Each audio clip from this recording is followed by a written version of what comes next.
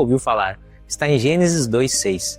A Bíblia diz que uma neblina subia da terra e molhava toda a superfície do solo. Naquele mundo não tinha chuva como a gente conhece. A umidade não vinha do céu, ela brotava debaixo da própria terra. Pensa no problema de engenharia que isso cria. Solo sempre úmido, ferramenta afundava, terra encharcada não aguenta o peso, madeira apoiada em solo úmido apodrece rápido. Então, antes de cortar uma única árvore, Noé precisou criar um sistema de drenagem. Canaletas simples ao redor do canteiro para desviar a umidade que subia do chão. Enquanto fazia isso, Gênesis diz que os vizinhos passavam e riam dele. Um homem preparando um terreno enorme, sem barco à vista, sem rio por perto, sem mar no horizonte. Mas Noé não ligava.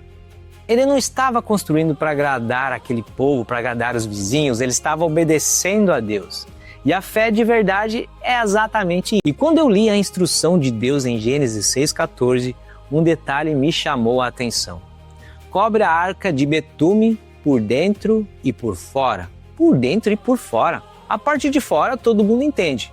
Mas por dentro, quando eu fui entender isso do ponto de vista técnico, percebi que é exatamente o que os engenheiros navais modernos confirmam. Madeira exposta à umidade por dentro absorve água devagarzinho. Incha, racha, com o tempo falha. O betume é alcatrão natural que brota da terra. A arqueologia confirma que era abundante no Oriente Médio Antigo. A própria Bíblia, em Gênesis 14, menciona poços de betume na região. O material estava lá, disponível. Você aquece, engrossa e aplica quente. Quando seca, forma uma camada dura e impermeável, que também protege a madeira dos vermes marinhos que destroem as embarcações. Noé e os filhos passaram dias, talvez semanas, engatinhando pelo interior da arca, cobrindo cada fresta, cada junta, cada cantinho de madeira. Isso me diz algo sobre como a obediência funciona de verdade. Central que vai ponta a ponta e sustenta tudo.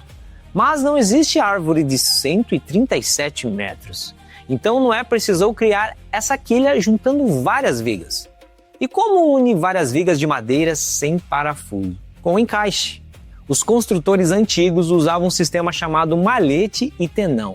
Você esculpe uma abertura numa peça e encaixa uma lingueta da outra peça ali dentro, como um plug, e travava tudo com um pino de madeira dura passando pelo encaixe. Esse mesmo sistema foi usado pelos gregos e fenícios nos navios mais resistentes da antiguidade. E quando eu entendi como ele funcionava na água, entendi por que era tão bom.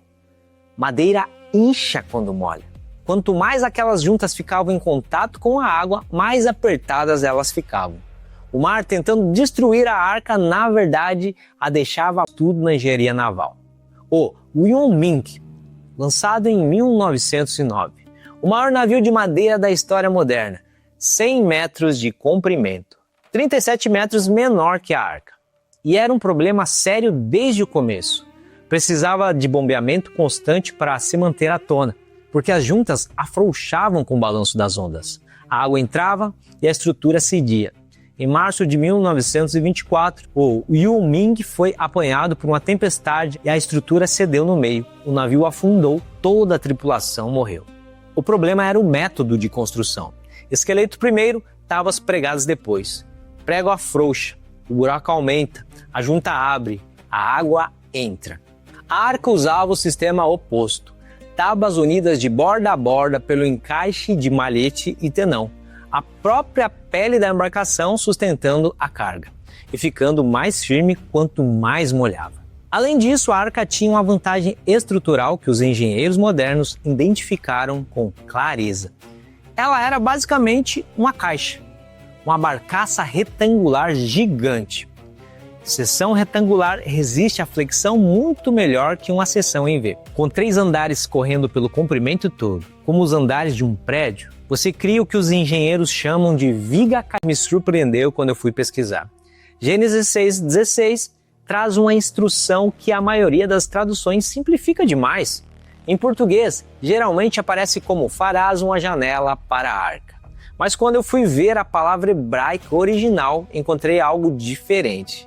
A palavra usada é sohar. E o hebraico já tem uma palavra para janela. É shalom. Tsohar é outra coisa. A raiz dela está ligada ao brilho do meio-dia, à claridade, à luz intensa. Muitos estudiosos acreditam que Tsohar era uma abertura contínua correndo pelos 137 metros da arca logo abaixo do telhado. Não uma janelinha, um sistema de ventilação passiva. Milhares de animais dentro de uma caixa de madeira fechado gera muito calor. Os dejetos em decomposição geram gases, amônia, metano, dióxido de carbono. Sem ventilação adequada, todo mundo sufocaria em dias. O ar quente sobe e sai pelo Tsohar no topo. Isso cria uma diferença de pressão que puxa o ar fresco para dentro pelas aberturas inferiores. Os engenheiros chamam isso de efeito chaminé, ventilação